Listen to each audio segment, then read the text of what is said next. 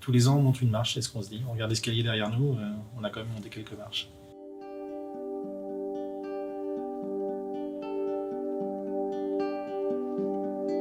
Moi, j'ai fait 20 ans de Cercle Paul Bert de Rennes en tant que joueur, arbitre aussi déjà à l'époque. Et puis après, je suis parti à Paris travailler, donc j'ai continué à Montigny-Bretonneux. Et puis je suis arrivé sur Brest dans le cadre d'une mutation et j'ai joué à Saint-Ronan-Guilher avant que ma fille vienne jouer au Brest Pénarben.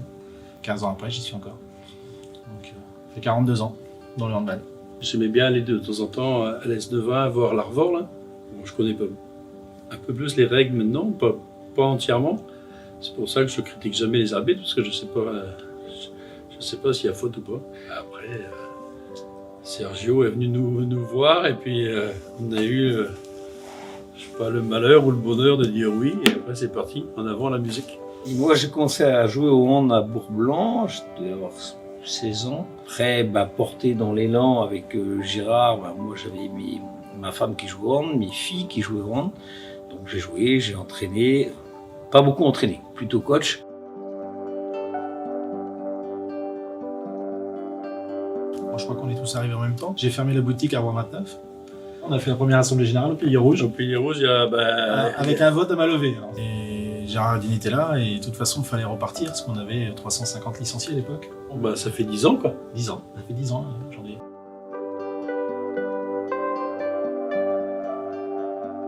Convivialité, fédérer le territoire, amener de la diversité, amener le plus de gens possible autour de nous. C'est l'envie de faire des choses ensemble, l'envie de gagner ensemble, parce que c'est de la compétition et qu'on a envie de gagner.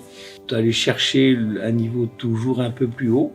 Alors maintenant, on arrive à un stade où, je dirais, on est plutôt déjà en haut. On a envie de conserver cet esprit de compétition avec les gens, avec les partenaires, avec le public, avec les supporters du bout du monde. Consolider ce qui est réalisé depuis 10 ans. On a la chance d'avoir des présidents qui sont très attentifs à l'associatif.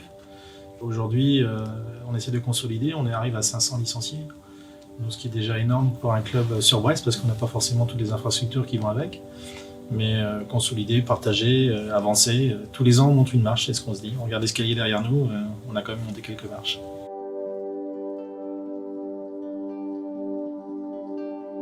C'est la Coupe de France, là. Le mur blanc. Le mur blanc, hein, tout le monde le dit. Gagner la Coupe de France en D2, c'est quand même quelque chose. Et être accompagné comme ça à Paris avec un mur blanc. On joue à la maison. Là. On pouvait pas perdre.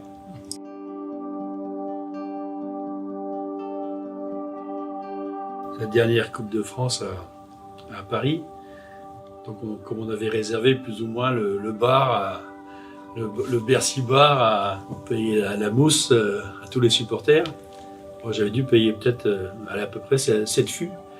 Et après le match, moi j'avais un petit coup de pompe et je vais avec Isabelle, ma femme, au bar. Je demande 2 Perrier. Donc le mec il me sert 2 Perrier.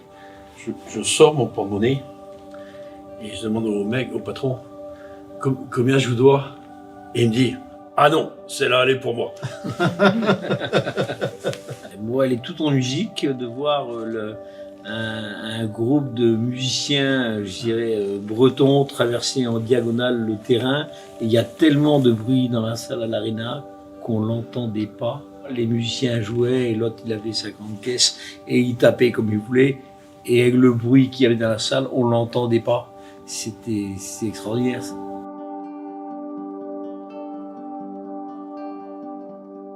C'est une réflexion de Gérard qui voulait une mi-temps de 15 minutes parce que 10 minutes c'était trop court pour aller boire une bière. Ça m'a fait prendre conscience qu'avec l'arrivée de Gérard et Denis, le sport il le voyait différemment. Il n'y avait pas que le match de hand, il y avait tout ce qui est autour. Et je pense que dans le monde du hand, c'est une révolution. Je trouve qu'une heure un match c'est court. Et pour faire venir les gens, il faut quand même les occuper. Et j'aime bien le dire, il fallait un peu habiller la mariée et il faut mettre de l'animation autour. Je dirais d'un point de vue plus sportif que voir l'organisation de la Coupe d'Europe du handball féminin à Brest, c'est un peu magique. Le côté solennel des drapeaux, du protocole et tout ça, je trouve que ça c'est magnifique.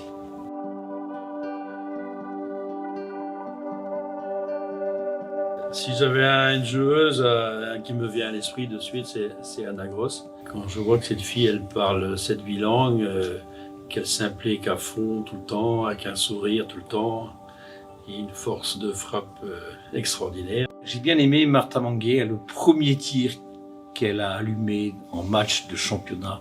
Je me suis dit, mais c'est quoi ce phénomène? La puissance qu'elle a mis dans son tir, c'était exceptionnel. Et Martha, elle a fait le job comme quelqu'un de chez nous, avec beaucoup de convivialité, d'humanité. J'aurais dit Stéphanie Aqua, pour tout ce qu'elle a apporté en stabilité en tant que capitaine courage.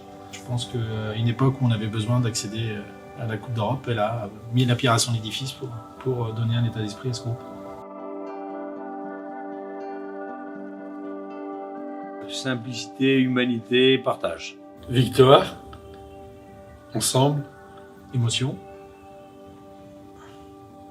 complicité, plaisir de se retrouver.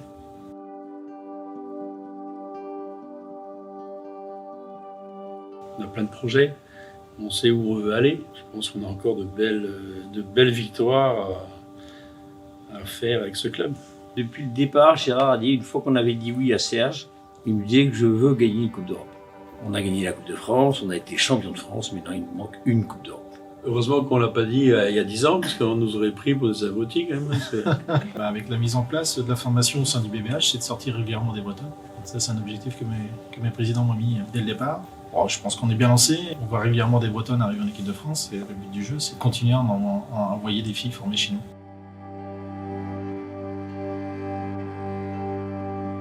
Les entraîneurs, les supporters, les bénévoles, les arbitres, même les gens qui ne viennent pas à la salle et qui le fait de regarder le score sur le journal le lendemain, on a des supporters qui nous suivent sans nous suivre.